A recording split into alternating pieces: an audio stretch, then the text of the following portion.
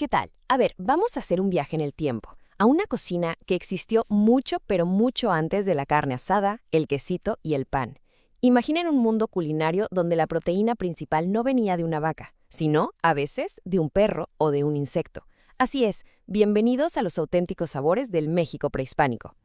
A ver, pensemos en esto por un momento. ¿Qué sería de la comida mexicana sin sus ingredientes, digamos, más famosos? O sea, sin carnitas, sin ese quesito Oaxaca que se derrite, sin tortillas de harina, ¿qué nos quedaría? Pues bueno, la respuesta nos lleva directito al corazón de la verdadera, la auténtica cocina prehispánica. Y es que miren nada más el contraste, es increíble. De un lado, a la izquierda, está todo lo que trajeron los españoles: el cerdo, el trigo, el arroz, los lácteos. Y del otro lado, a la derecha, los pilares originales de México: el guajolote, el maíz, el chile. O sea, mucho de lo que hoy damos por sentado en la comida mexicana, pues simplemente no existía. La base, el fundamento, era completamente otro. Entonces, vámonos para atrás en el tiempo, justo a ese mundo antes de que estas dos despensas, la del viejo mundo y la del nuevo, chocaran. Vamos a explorar la dieta original, la que existía antes del mestizaje. Esta línea de tiempo es, la verdad, fascinante. Nos muestra cómo el mismísimo entorno forzó un cambio radical en la alimentación. Fíjense bien, se pasó de una dieta que era, imaginen, 80% carne de animales gigantes como mamuts, a una donde la carne era apenas el 20%. Fue un giro monumental. Y todo fue provocado por la extinción de esa megafauna y, claro, el nacimiento de la agricultura. Y justamente esa agricultura nos lleva a la base de todo, a los tres, o bueno, mejor dicho, a los cuatro pilares que sostuvieron a civilizaciones enteras. Y aquí es donde vemos la genialidad de esta combinación, porque no fue ninguna casualidad. Fíjense, el maíz y el frijol, cuando se comen juntos, ¡pum!, forman una proteína completa. O sea, es el equivalente a comer carne. Y si a eso le sumamos las vitaminas del chile y todos los nutrientes de la calabaza, pues ahí está, una base nutricional prácticamente perfecta, creada nomás con lo que daba la tierra. Claro, porque el maíz no era un ingrediente más, era el centro del universo culinario. A través de un proceso súper ingenioso llamado nixtamalización, que es cuando se cuece con cal, se transformaba en la masa para las tortillas y los tamales. Pero no solo eso, ¿eh? También se bebía como atole y se comía como pinole. De verdad, su versatilidad era asombrosa. Ok, ahora sí, pasemos a lo que de verdad nos va a volar la cabeza, porque más allá de estos básicos, la despensa prehispánica guardaba unas sorpresas pero de las grandes. Y es que la proteína venía de algunas fuentes, digamos, muy inesperadas. El menú de carnes era de lo más variado. Había armadillo, iguana, tapir, pero la pieza central, y la que probablemente nos resulta más sorprendente hoy en día, es el xoloitzcuintli. Sí, este perro sin pelo no era la mascota que conocemos hoy. Era un animal que se criaba específicamente para comer. Y para que no quede ninguna duda de que esto era algo común, pues aquí está el testimonio del mismísimo Hernán Cortés. En una de sus cartas al rey, describe el mercado de Tenochtitlán y menciona así textual la venta de perros pequeños que crían castrados para comer. O sea, no era algo exótico ni raro, era parte de la vida diaria.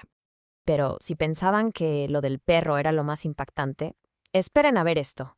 Resulta que la fuente de proteína más abundante, más vital, venía en un empaque mucho, pero mucho más pequeño. Así es, los insectos. Pero ojo, no como comida de supervivencia, para nada. Eran considerados un verdadero manjar. Desde los famosos chapulines que conocemos hoy hasta los escamoles, que son larvas de hormiga, considerados el caviar prehispánico. Se trataba de una fuente de proteína súper sostenible, eficiente y, por lo que dicen, deliciosa. Bueno, ya vimos los ingredientes. Ahora, ¿cómo los transformaban?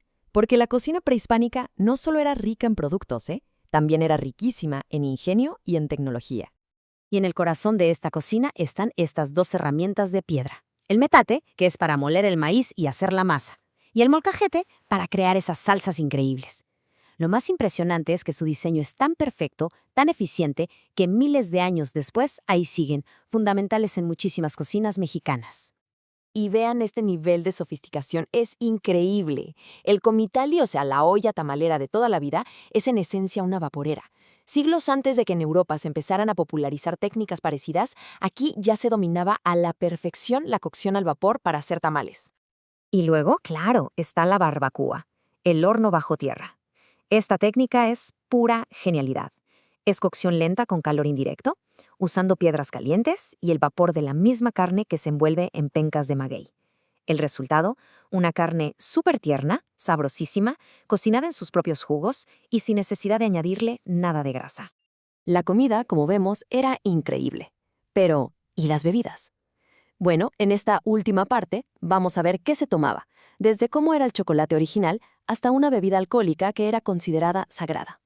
Primero que nada, hay que olvidarse por completo de las tabletas de chocolate dulce que conocemos hoy. El chocolate lo original era una bebida, y era amarga, espumosa, a veces hasta picante por el chile. Era súper energética y pero tan valiosa que los granos de cacao se usaban como moneda. Era literalmente el alimento de los dioses y de la pura élite. Y si el maíz era la base de la comida, el maguey era la base de la civilización. De verdad, era el árbol de las maravillas. A ver, de ahí salía aguamiel para beber, pulque para las ceremonias, fibra para hacer ropa, agujas e hilo para coser, pencas para los techos y hasta combustible para el fuego. Una sola planta cubría prácticamente todas las necesidades. Y de ese aguamiel, al fermentarse, nacía el pulque. Pero cuidado, no era una bebida para tomarse así nomás, en cualquier momento. Al contrario, su consumo estaba súper controlado. Estaba reservado para rituales, para fiestas muy específicas y para los ancianos de la comunidad. Tenía un significado cultural y religioso profundísimo. Al final creo que el punto clave es este. No se trataba de una cocina primitiva. Para nada. Era increíblemente compleja, súper diversa y sobre todo estaba en perfecta armonía con su entorno. Se aprovechaba cada recurso con una creatividad que de verdad asombra. Y todo esto nos deja con una última pregunta. Si lo pensamos bien, con ese enfoque en plantas nativas, en el uso de proteínas tan eficientes como los insectos y con esas técnicas de cocción avanzadas y sin grasa, ¿podríamos decir que esta fue una de las primeras cocinas verdaderamente sustentables del mundo? Es una idea interesante, ¿no? Ahí se las dejo para la reflexión.